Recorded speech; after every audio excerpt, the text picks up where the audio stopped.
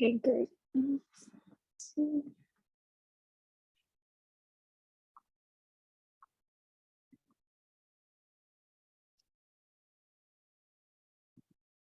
you see the slides? Yep, it looks good. Okay, so welcome to the ComCat training. I will be doing the first half followed by Jen, and then we'll have time for questions. This is aimed to be useful for longtime users of ComCat as well as new users, but if there's something that we don't get to, we will have time for questions as well. So I'll get started. The first thing I want to mention about ComCat is the ComCat Help Desk. So if you run into any issues while using ComCat, the best thing to do is to just submit a ticket to the Help Desk. You can do that in a couple of ways. You could go to the Help Desk page at flow.libanswers.com/ComCat. You can also go to the Help Desk link, which is in ComCat. You'll see that when logged in under the main menu at labeled Help Desk. And submitting a ticket is the best way to get in touch with us quickly, and it allows you to keep track of the status of your question. I'd also like to point out some additional resources that you might find helpful. In ComCat itself, we have the quick guides, which you'll find under Help Desk in the main menu. And those include some how-to documents about completing basic tasks in ComCat. Also on the Help Desk page, there is an FAQ section and a couple of video tutorials. If you click on those video tutorials, you will be taken, you will also see a link to the Flow YouTube page, which has some additional videos. So I encourage you to check those out if you haven't, but please don't hesitate to just submit a ticket when you have a question or come across an issue while using ComCat.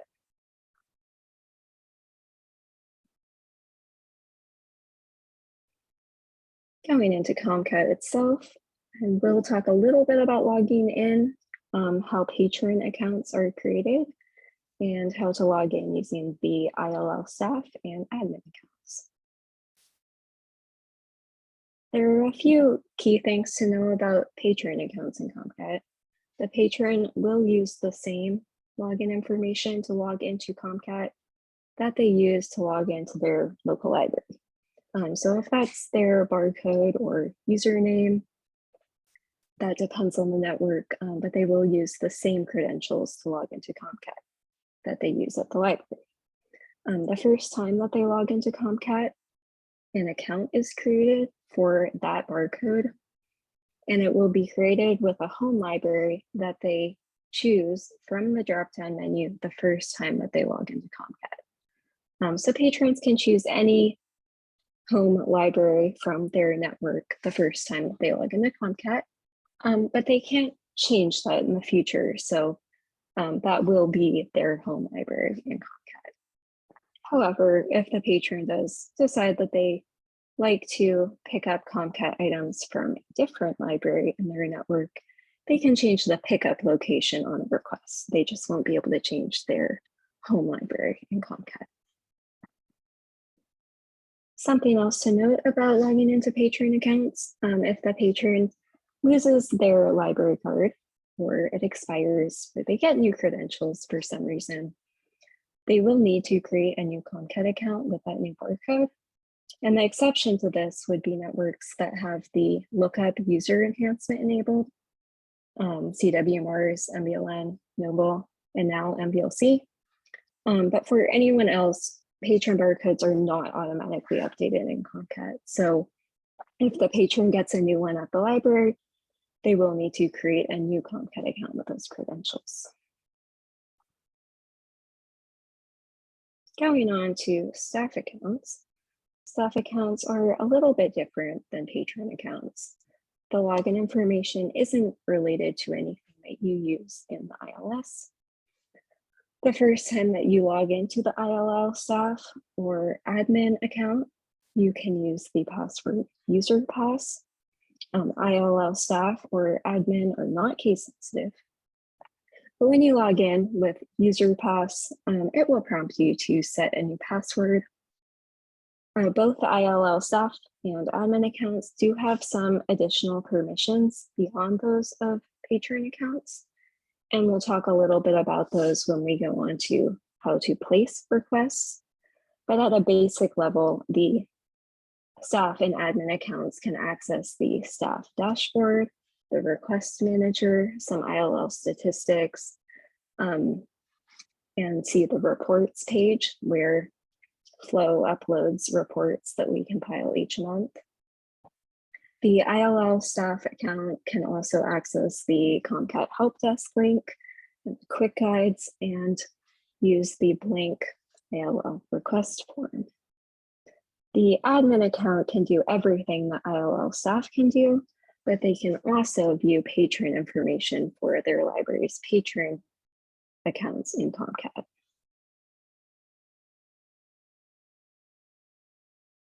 Moving on to searching in ComCat.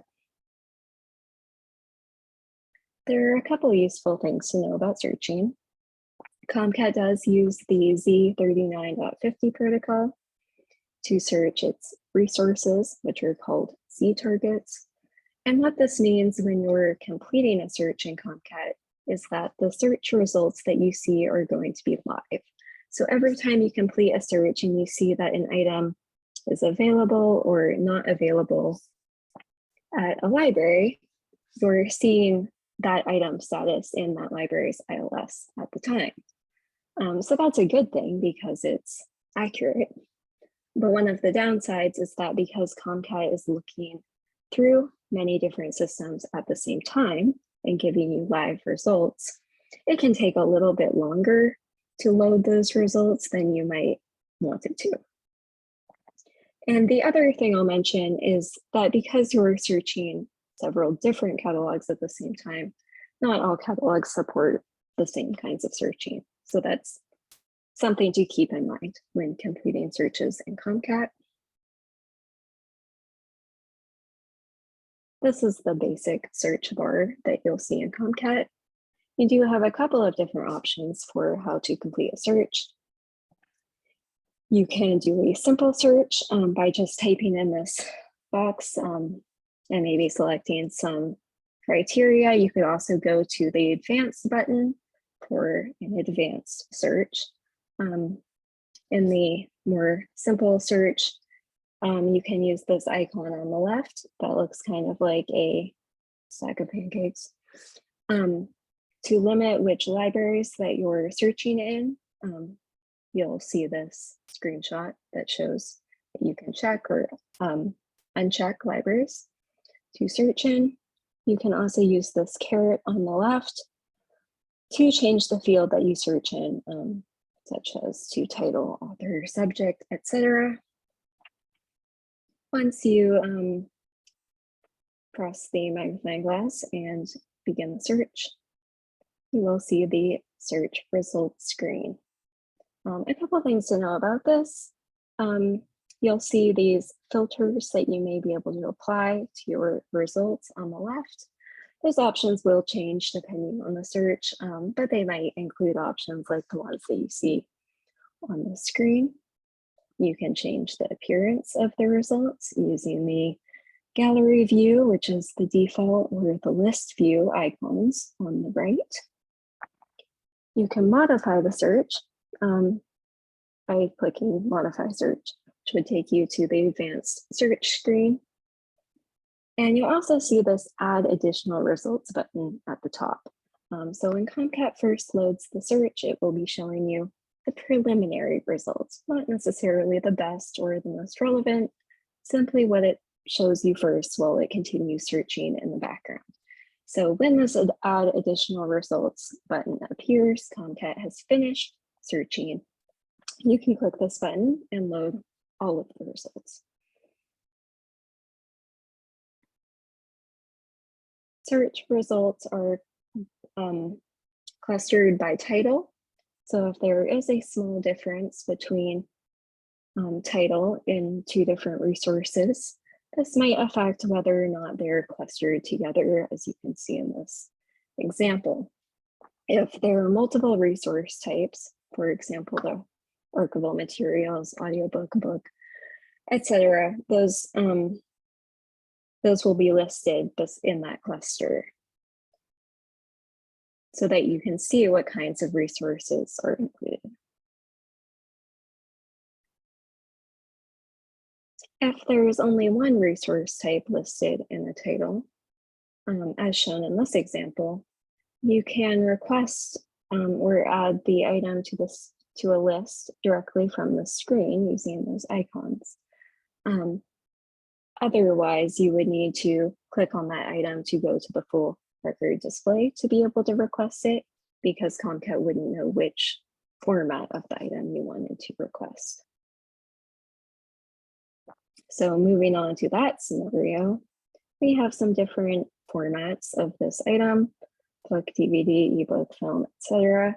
You'll see that there is no request or add to list button in this cluster.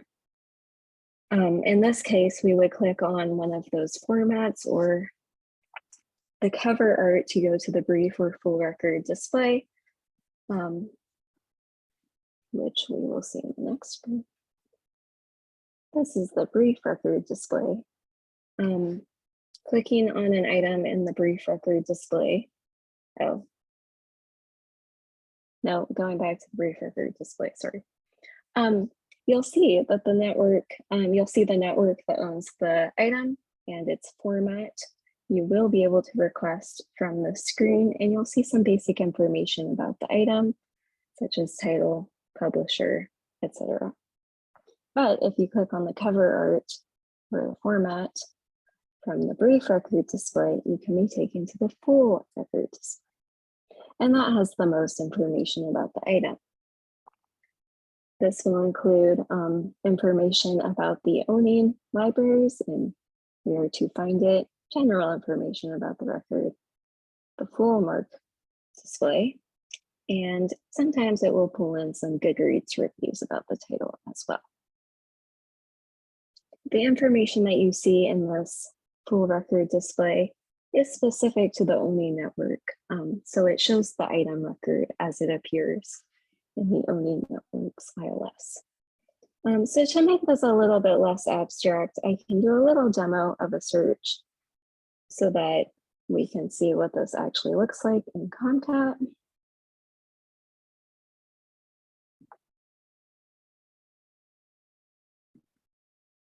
So we're logged in as the training library, and we can replicate the search that we saw on the previous screen.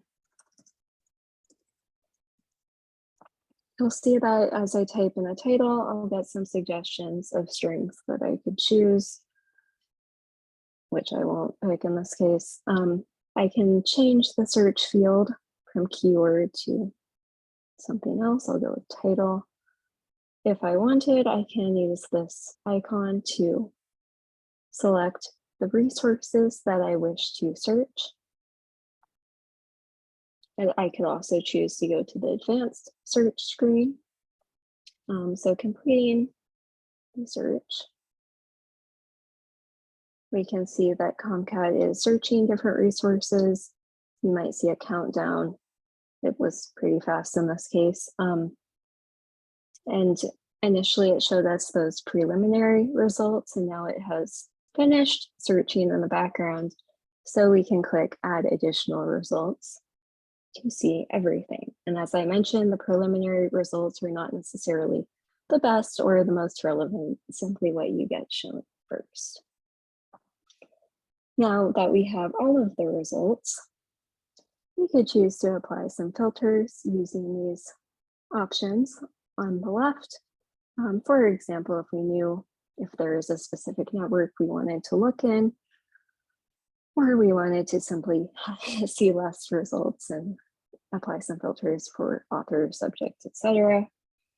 We can change the view of this by going to list view, or we can go back to gallery view. We can modify our search. Modify search. This takes us to the advanced search screen, where we could apply additional criteria and see what we find.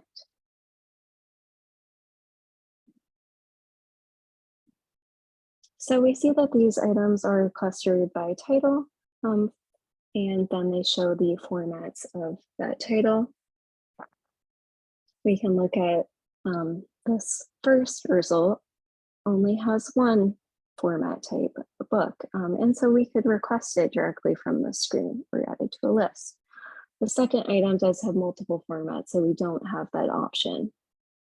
So in this case, if we did want to look more at this item, we can click on that cover art icon, and this takes us to the brief record display, where we see more information about this item and the owning libraries.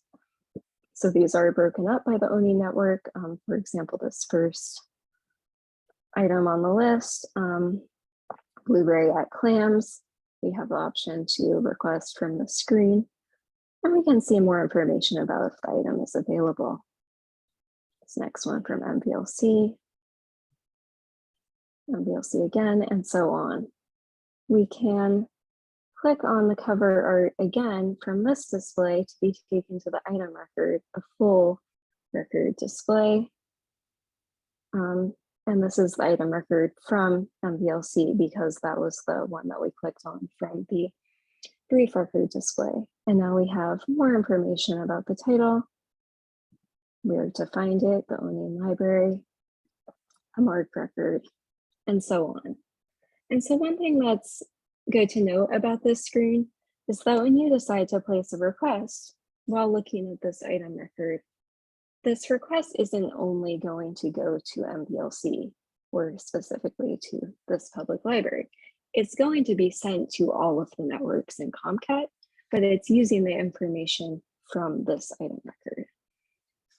So this can mean that there are more items than just one at this one library. The request is going to be sent to everyone.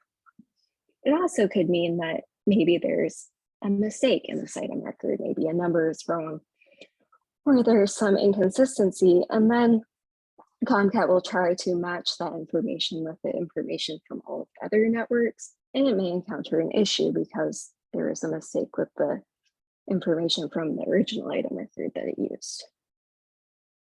Going back to the slides.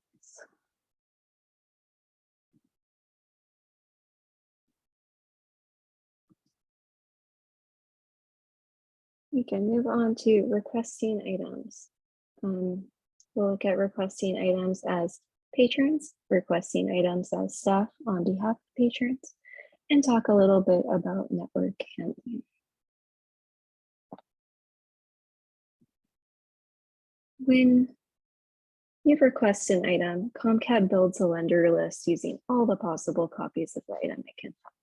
So like I mentioned in the demo, it doesn't matter exactly how you initiate the request. ComCat is going to attempt to find all potential lenders of that item. So in these screenshots, we can see that this is the full record display from the Helm item record for this item. And you can see that where to find it shows that owning library and Helm. But then the lender list that ComCat builds when you place the request includes that copy at Helm, but also copies at other libraries, including MBLN, UMassDart, and UMass Amherst. So ComCat is still attempting to find all potential lenders for that one item. When a patron goes to request an item, they're taken to the patron request form, which you see on the right. The big difference between the patron request form and the one that's seen by staff is that staff have the option to add a borrower's note, and the borrower's note is viewable by the lending library when they receive that request. And so that might be useful if you want to write a note about what edition you're looking for, anything specific you want them to know about the request. And patrons would have the option to put in a note, but patron's note isn't going to be read by the lending library. Patron note will only be visible by their own library.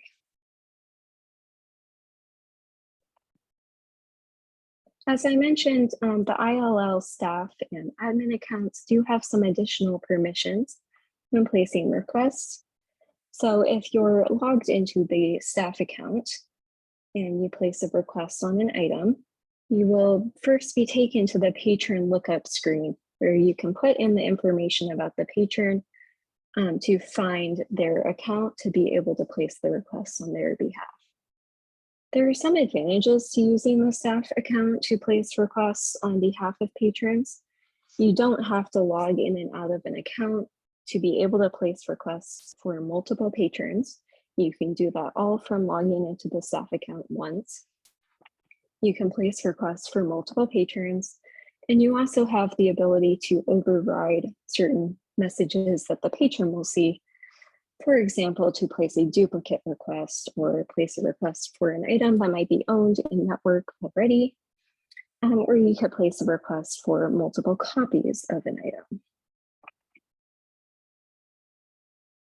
This is the patron lookup. To look up a patron to place a request on their behalf, you will see the single Share It Lookup tab. Previously, there were two tabs, Share It and ILS Lookup, but these have been combined into one.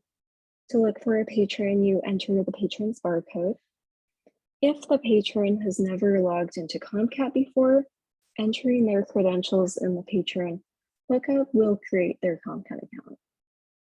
If they have logged into ComCat before, you can still find their account by using their name or barcode, and you have the option to add additional criteria to find them as well.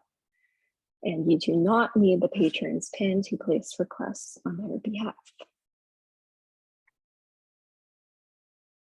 If an item is owned by a patron's local network, ComCat will display a pop-up asking if the patron would like to be redirected to the local catalog. And the exception to this would be if the item was in the local network, but all of the items are unavailable, for instance, because they're all checked out. And in that case, ComCat should allow the request to go through to ComCat. But say, for example, the item in the local OPAC is marked missing, but ComCat might think it's still available. And in that case, the patron would not be able to request that item in ComCat. So that's a case that staff can go in and they can override this message about returning to the local OPAC, and they can request the ComCat item anyway.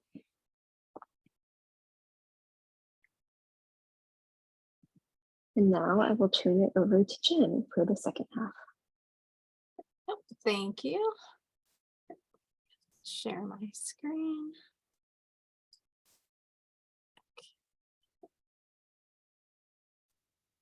Can you see my screen okay? Looks good. Okay, thanks. All right, so I'm going to talk about managing requests. So this is the next step after the request has been submitted, and this is how the libraries will go forward managing that request. So there's three main ways to access the current requests in ComCat. Probably the one that most libraries are going to use on a regular basis is this request manager. And the request manager is a snapshot of all of the current requests that the library has, both their borrowing requests that they've initiated and the lender requests that have come to them from other libraries. And these are all broken down by status. So it's a good way to see the things that you need to take action on. So your action items for your library are on the top here.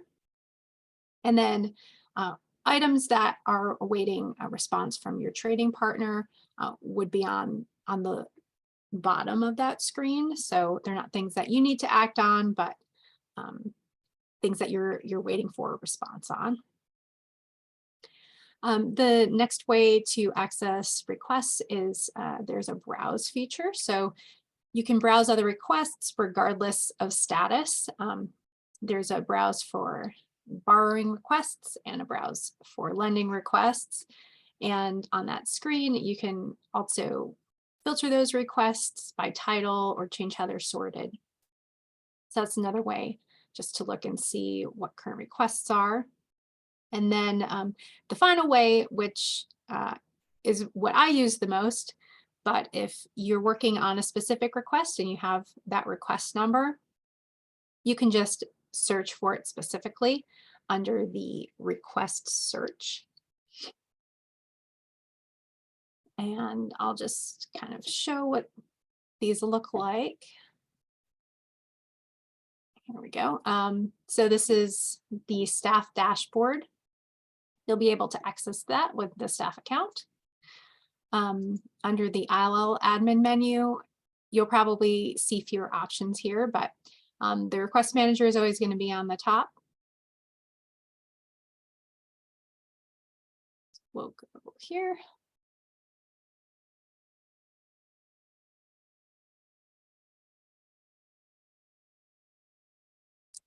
Okay, so borrowing requests, lending requests, your action items, items that are awaiting trading partner response on the bottom.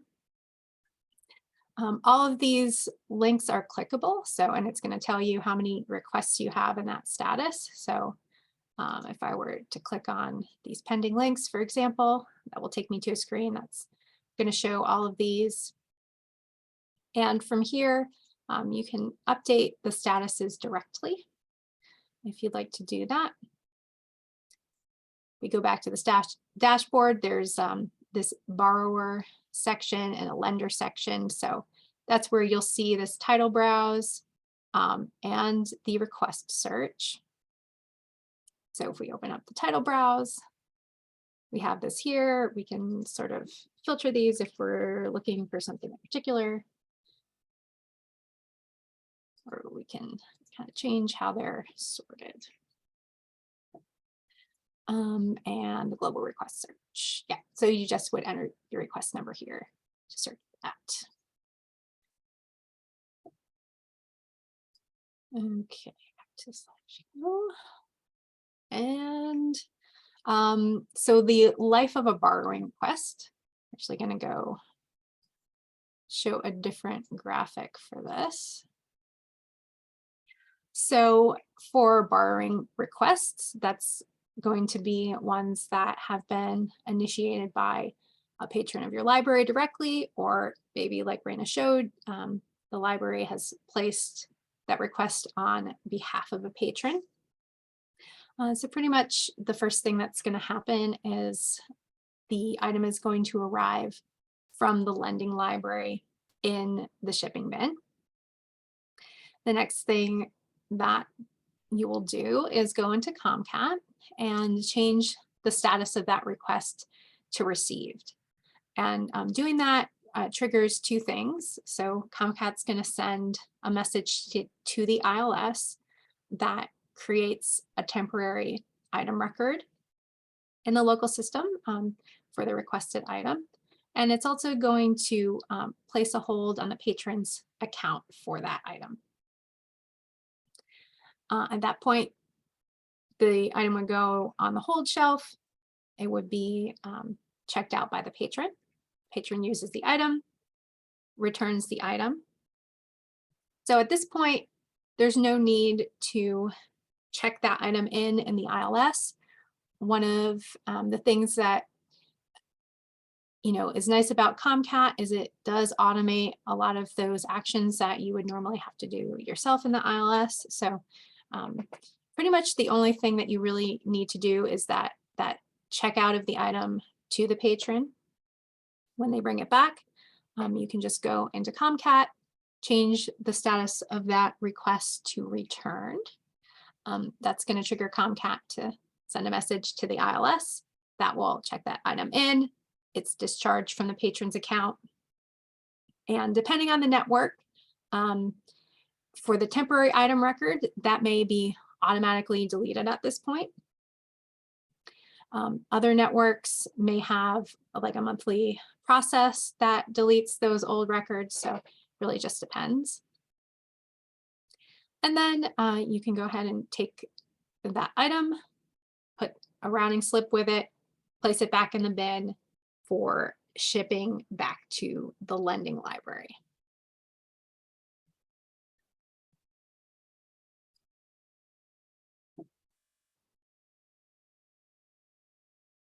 Okay, and then we have a little note about the awaiting approval status. So this is a status that you may see as a borrowing library. But if a patron places a request and adds a note in that patron note field that Raina mentioned, their request is automatically going to go into the awaiting approval status. And that's really to force staff members to review that note, because like Raina mentioned, the lending library is not going to be able to see the note. So if it's something like the patron is requesting a specific volume of an item, you'll want to copy that note into the borrower's notes field in the request, and that will allow the lending library to be able to see that. So lending libraries don't see anything about the patron information. They don't see their name or barcode or any of that. The only thing that they will see is information about the borrowing library themselves. So that's why that patron note won't show up for them.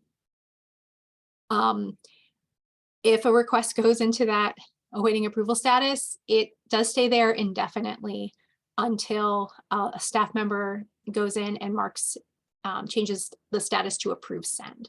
So that's why it's important to review these.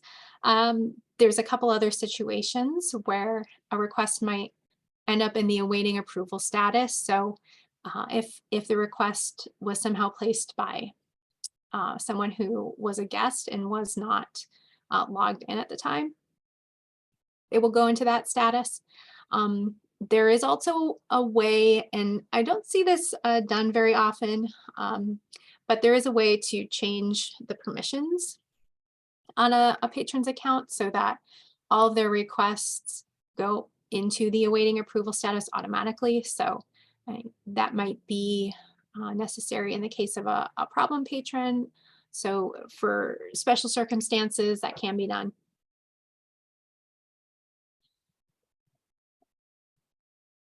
Let's talk about the lending side of requests. So for lending requests, your library has received a request outside of your network for one of the items that you own.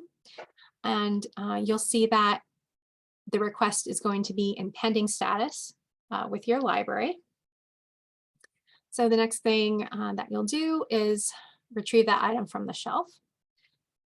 Then in ComCat, you're going to change the request status to shipped. So changing that status to shipped triggers ComCat to check out the item to the borrowing library. And like I said, lending library doesn't see any information about the patron, so they're only going to see the borrowing library.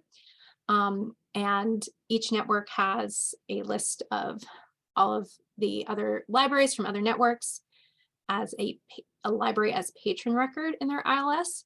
And that's the record that ComCat's going to use to check that item out too. So that item will get checked out. At this stage, it's very helpful to check that the barcode that is in the request matches the barcode of the physical item. Now, it depends on the network. Some networks are set up where the barcode is automatically going to be populated in the request in ComCat. And in other ones, it'll be blank and it has to be filled in anyway. Either way, it's just a good practice to confirm that what's on the request matches the item in your hand, because that is the identifier that ComCat uses to check the item out in your system. So if those two things don't match, it can cause a little bit of confusion later on in the request process. So now in that shipped status window is the time that you kind of have to correct any of those issues if they come up, because later on you're not going to be able to edit that barcode, but on this stage you can. So the next thing that happens is from ComCat, you're going to print out a book strap, attach that to the book, and also place a routing slip with the book. And then those go in the bin for Optima to ship the item to the borrowing library. then the whole borrowing process that we talked about happens. The borrowing library places the item back into shipping, and the lending library is going to receive that back in the shipping bin. So at that point, again, no need to do anything in the ILS. All you're going to do is change the status of that request in ComCat to check it. And what that does is trigger ComCat to send a message to the ILS that's going to check in the item, discharge it from the borrowing library's library as patron account, and that request will automatically go into the complete status at that point. And when a request is in complete status, it will be deleted automatically from the system after 10 days. So it is good practice to make sure that when you receive an item back, instead of just checking it in your system yourself, to go into ComCat and change the status, because otherwise it's going to stay in a returned status in ComCat indefinitely. And you know, especially if the library does a lot of lending, that can create quite a long list of requests that are in your system that it would just be nice to have those cleaned up. So it's just good practice to go in and check it in at that point. Okay, back to our slideshow. Okay, the pick list. So actually, I'm just going to show you this in the system as well. So from the request manager, the pick list is specifically for items for lending requests that you've received that are in the pending status. You can actually go into this request manager here and choose the pick list. And that's going to create a list of all of your pending requests. And it will have information, the title, call number. But what it will also have are any borrower's notes. So if the borrower is requesting a specific addition, a lot of times that's only going to show up in the borrower's notes. So it is helpful to have that pick list handy so you can be sure of what addition someone is requesting. You can also change how these are sorted and that information, but that's just to print out to pull items from the shelf. All right, actually back to the slideshow. All right, so that's managing requests. And now the next thing I'm going to talk about are statistics. So these are statistics that Flow provides. We provide monthly, quarterly, and yearly statistics. So to find those reports, you can go to the reports page in ComCat. Once you're logged in as staff, you'll see that reports link on the top of the on the top of the dashboard. And there we'll have links to all of our current reports. If you click on the link, it's going to download an Excel spreadsheet to your local system with that information. We also have reports stored in a Google Drive folder, and we send out the link to that every month when we send out the monthly reports. So if you're not on our listserv, just let us know. You can put in a ticket, or and we can add you to that list so you get those links every month. So the reports that we provide, one is a quarterly report. That is the stayed too long report. And that report shows all of the requests for libraries that have been idle for more than 30 days. So this is helpful as it helps you keep track of any requests that have been lingering for a long time. So requests that tend to linger a little bit are ones that might end up in an unfilled status or a retry status. And you just need to go through and see what happened with that request, if it's something that can be fixed or if it's something that should be canceled. Another thing that could happen is a request could be overdue for a very long time. Maybe it got lost in delivery, and that's something that you would also want to follow up on. It's helpful to do that because requests in uncertain statuses will stay on the patron's account, and they'll count towards the request limit that I'll talk about shortly. And so if those don't get cleared out, then the patron could end up getting blocked from placing ComCat requests. So, so that's a helpful report for just following up on those things. We also have year-to-date statistics reports. So these are going to show the number of requests that specific library has sent, the number of requests that were actually filled, and then the number of requests where that library lent out an item. And that's broken down by individual libraries. And we also have a cumulative report for each network. And we'll have those stats, for each month, and then the cumulative year-to-date numbers for that as well. So, and then the last reports that we have are the activity reports. And these are just kind of a snapshot for each month of all of the items that were either borrowed, so a report for borrowing, and then items that were lent, so a report for lending. And that's going to have more detailed information about the request, like the title that was requested, the borrowing library, the lending library, the request number.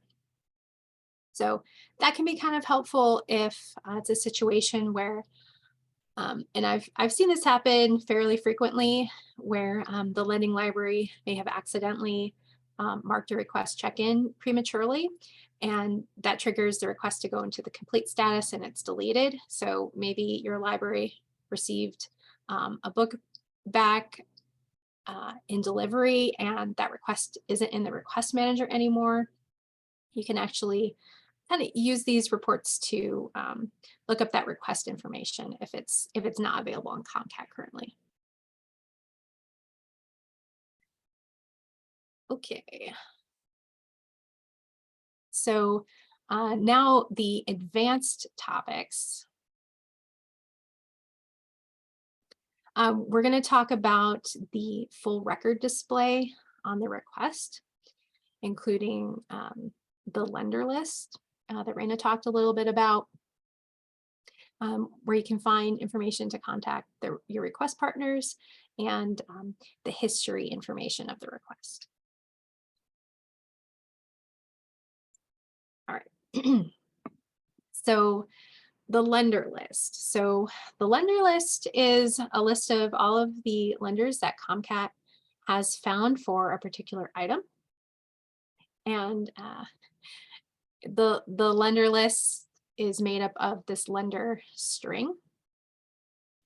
And that's what ComCat is going to use to determine where the request is going to be sent next. So the lender list is in order of which lender ComCat is going to try next. So if the item is checked out from a particular library, for instance, even though that library owns the item, that library will be on the lender list.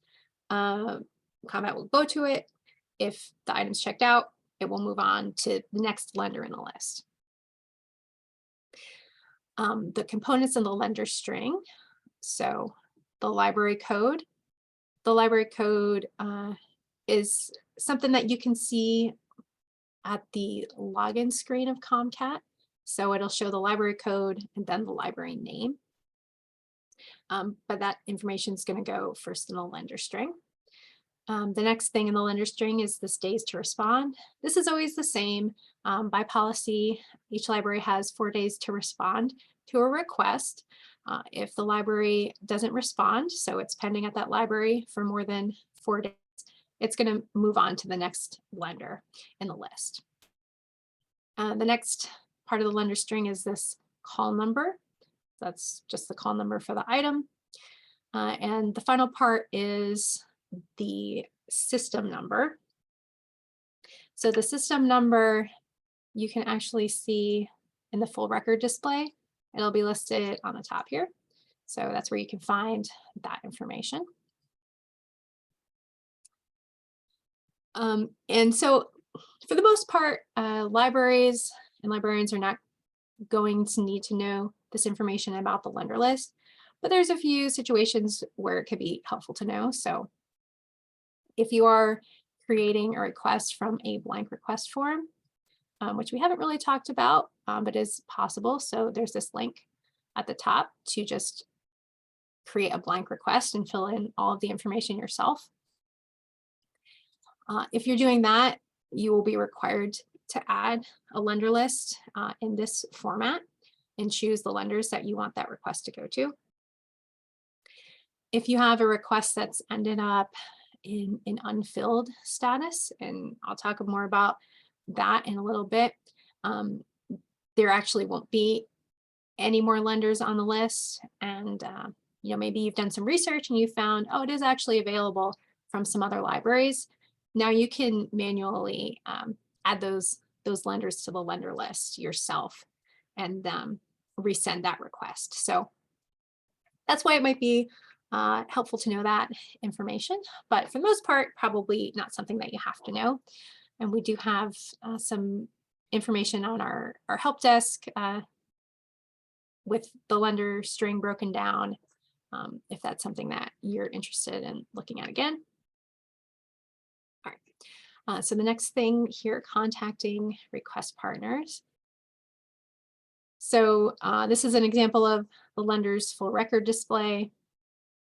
There's a lot of information on here, so it can be easy to overlook, but the lender or borrower contact information is always going to be listed here, and that's information for the library, not for the patron. So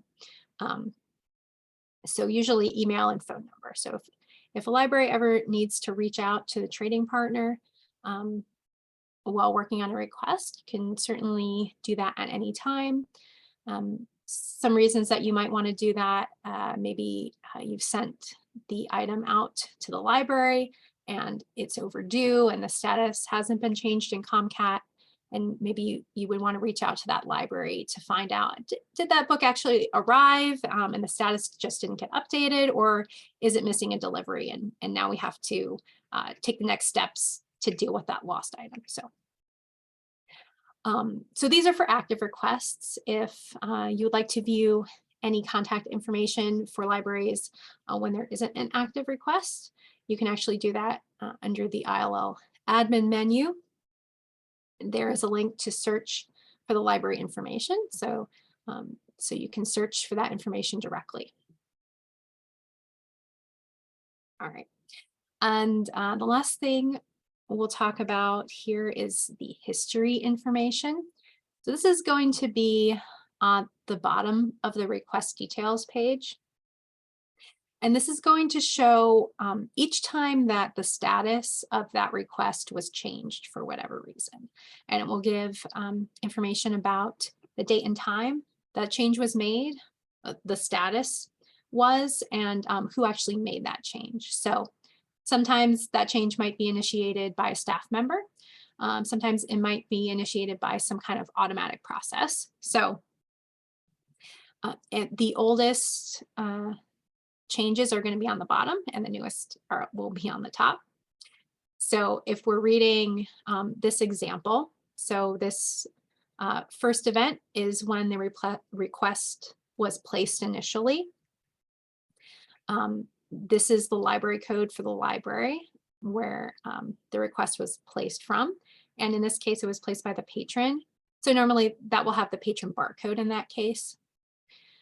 You can see that it was placed on this specific record from the Z39.50 search by this user.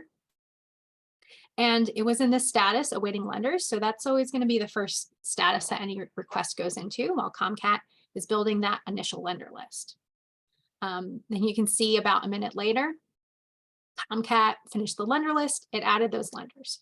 And so this was initiated by the lender processor, which is just an automatic process. The next thing that happened was 2 days later, this library, this is the library code, initiated a change, and that was to move the request into ship status. So this is when the lending library went ahead and shipped out that item. And then the last thing that happened is that about 4 days after this item was shipped at the borrowing library by the ILL staff account, this request was marked received.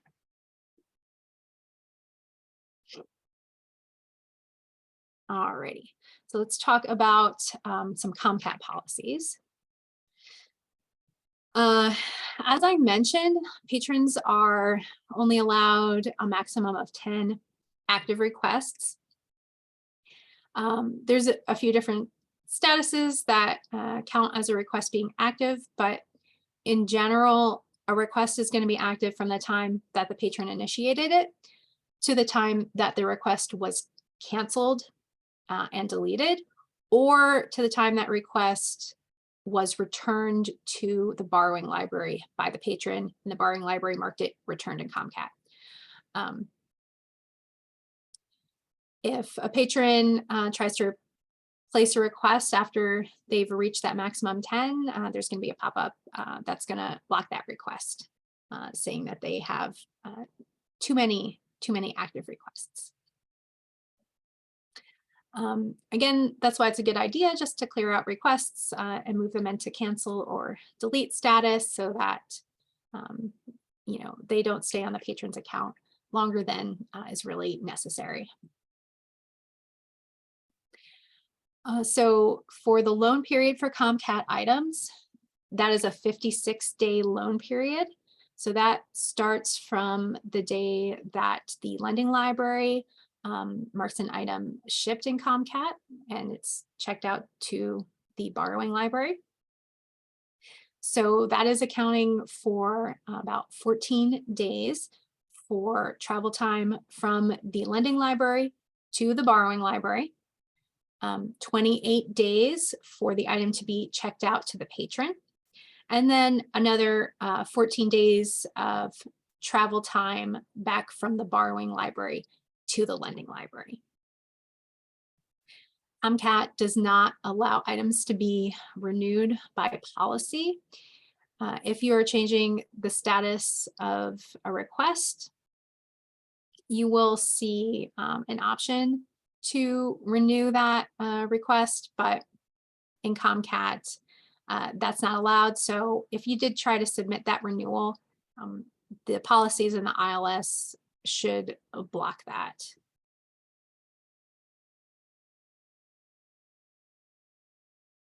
So for lost items in billing, so ComCat doesn't charge any fines or fees directly. If there is a charge, it's going to happen between the borrowing and the lending library directly. By policy, the lending library cannot charge overdue fines to the borrowing library. However, if an item is lost, the lending library can charge the borrowing library for any fees for that lost item. And again, those transactions would happen between the libraries. As far as the borrowing library itself is concerned, they can charge overdue fees to their patron. They can also choose to pass on fees for lost items if the patron lost the item. Even though that bill is going to come from the lending library to the borrowing library can pass that cost on to the patron if they choose to do so.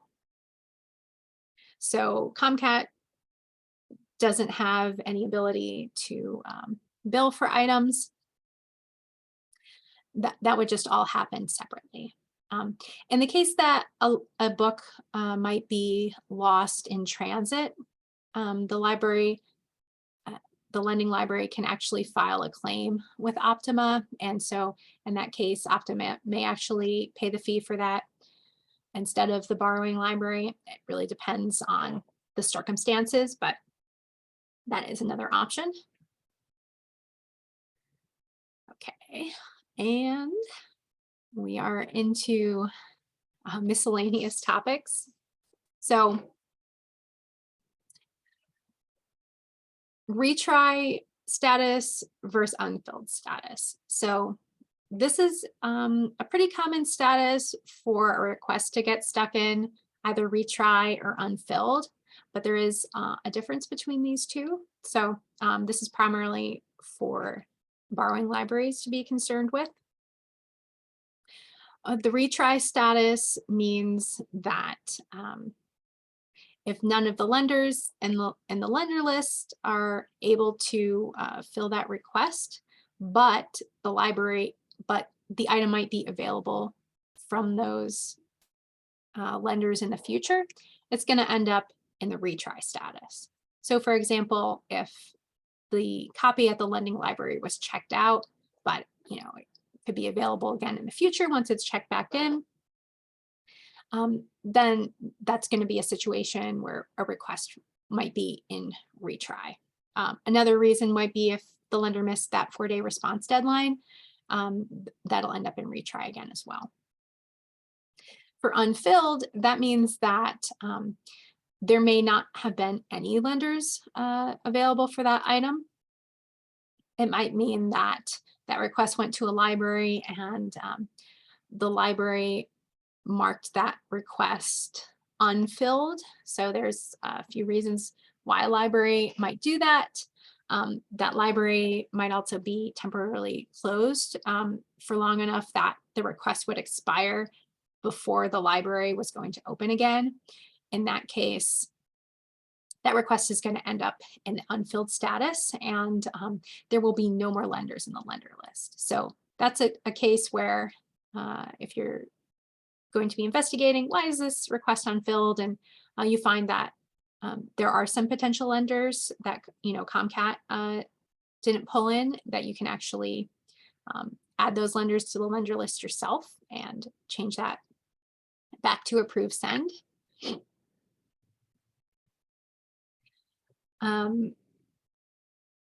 When, as a lender, you've received a request that you're not able to fill, you can mark that request will not supply. And then if you want to, you can select a reason. And each of these reasons is going to either send that into retry, which means that your library is still on the lender list and you may receive that request again in the future, or it's going to send that request into unfilled status. So for instance, if the item's lost, it's never going to come back. That's going to go into unfilled. Your library is removed from the lender list. And either the request, will move on to the next item, or it will go into unfilled. If, for instance, it's just in process or it's on loan, you can mark that retry and it will go into that status. For requests that are in retry status, right now, ComCat will automatically resend those requests once after 21 days. And hopefully that would be enough time for an item to be returned, and that request will automatically be retried and hopefully be able to be filled at that time. If not, then it's probably going to end up in retry status again. And at that point, the library would need to intervene and either resend that request or cancel that request. All right. So determining availability. So if you were investigating a request that ended up in the retry status or the unfilled status, sometimes it can be helpful to perform a search and look up that item in the ComCat search and see what's going on with it. Is the problem that the item's checked out? Is there another problem with the item? Is it really available or not? And this is where you're going to be able to tell two things. So this list is going to tell you, first of all, Is it lendable? So that means, is it something that is in a lendable location from the library? Like, will it ever be available? And is it currently available? And so currently available is it checked out from the library right now? So if something is not available, that just means it's temporarily not available and it could be available again in the future. If it's not lendable, so if there's nothing listed under ILL lender here, that means that the item's never going to be available for lending, no matter what the available status is on the right-hand side here.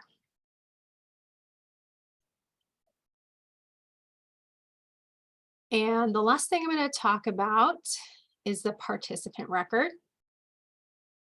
So only Flow staff actually has the ability to edit the information on the participant record. And this information is going to be the library specific information for the library, all of the settings, things like that. However, if you're logged in as a staff account, you should have read-only permissions for the participant record. So if there's a need to review that information and then you'd like to make a change, you can just submit a ticket and we can make those changes for you. Some of the reasons that you may want to look at the participant record, that's going to have your contact info for your library. So any contact information that shows up in the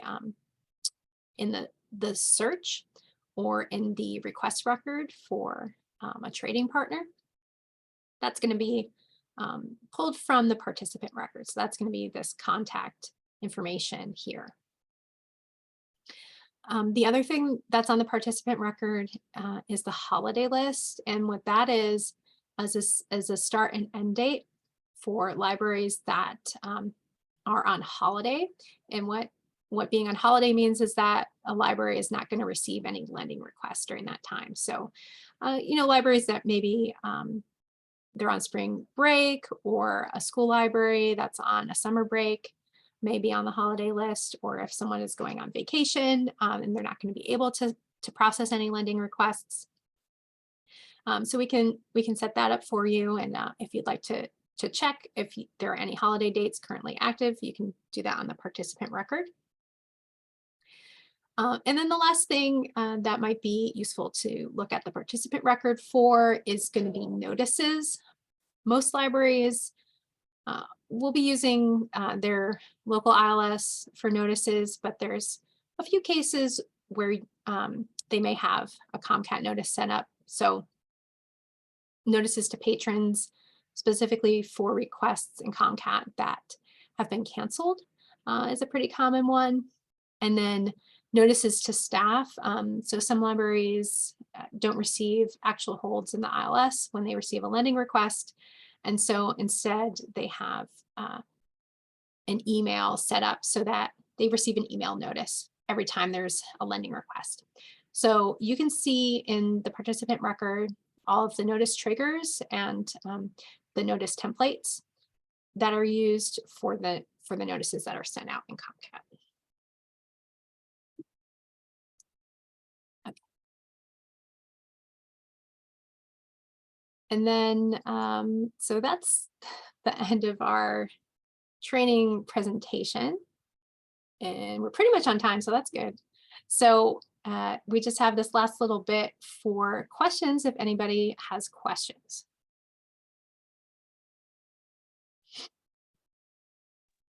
Hi, this is Libby, Minuteman. Hi, Libby. Since you mentioned it, and since we happen to be doing an ILS search, which ILSs in Massachusetts get holds automatically put in their ILS? You're gonna because ask me we that hard don't question. in Sierra. Well, if you don't know, that's all right. That's perfectly okay. But I've just I know that in Helm they do receive holds in the ILS, so that's Koha, and maybe some of the other liaisons also know for their networks. Oh, you've hidden them in Koha. According to Michelle has hidden them in Koha. They're confusing. Yeah, I could see that. That's true. So we might not want it even if it could do it. It's good to know. Thank you. Sorry, just if we're shopping. No, anyway, I do think it's sometimes confusing, especially because I think that's also how it pulls in the barcodes, and then sometimes if you have multiple items on a bib, it'll just pull the first barcode off there, and that's not the best item. So I almost do think it's more confusing than necessary. Oh, that's good to know. I hate to think that Minuteman was, suffering and Yeah, anyway. they are title level. So that's the other thing in Koha, they're title level requests. So sometimes like any library can see it and they might see the ComCat hold and try to fill it. Yeah, I agree, Michelle. Oh, that's good to know. I also wanted to ask you, sorry, this has really been great. And thank you. This is wonderful. But Oh, good. can we get copies of the slides you Yes. used? And especially, I really like your life of the borrowing request and life of the lending request, because I tried to make one of those and mine looks horrible. So I know that wasn't strictly in the slide deck that you were using, but if you had those to share Yeah. also, that would be awesome. Yeah, I actually don't know who made those. It might have been Eliana, but It says to 2015 on one of them, so oh yeah, maybe it's even could be predates that. yeah. So yeah, we can send out the slides and those graphics when we send out the recording link, and then everybody can have those. And if other people have questions, I'm not trying to cut anybody off, but I've really been enjoying the new ability to search without needing the patron pin to make requests, and Oh, good. it solved the whole silo problem, Mm-hmm. so that you can find patrons whether or not they've ever used ComCat and whether they're in somebody else's library within your network. It's been great. So Oh, good. I'm glad to hear that that's actually been working well. So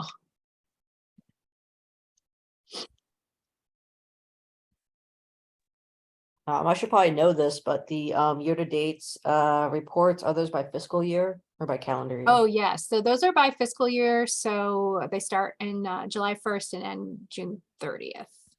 Good, thanks. and we rely heavily on them for our ERIS too.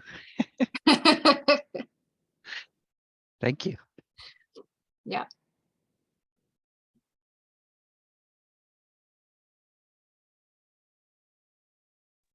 I'll just pop in and say that the hold is automatically created in Symphony, in case anybody was wondering. Oh, Mhm. thank you. And is it confusing as they were described, as Allison and Michelle were Is it a title describing? level hold? It is a title level, but majority of our holds are title level. It's a weird, there's 3 levels in Symphony you can configure at. Group, title, and then item, of course, or copy level, but we don't usually configure to copy. That has to be set. You can't. So anyway, no, I don't think it has been a source of confusion. I mean, not one that I've had all kinds of confusing questions lately, but not that one. Well, I don't think they'll let me pick our ILS for us based on which one can do ComCat holds, but I figured as long as I had you guys captive here, ask. So it's been interesting seeing everybody's different systems. So. Oh yeah, definitely.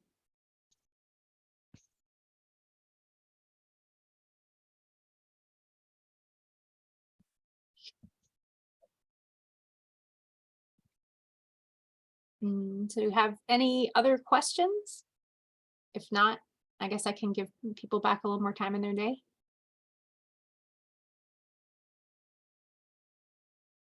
Okay. Well, yeah, so we will send out the recording of this, and also along with that, the slides and any graphics that we had. So you guys can have that handy if you find that helpful. And thanks so much for coming. Thanks very much for doing this.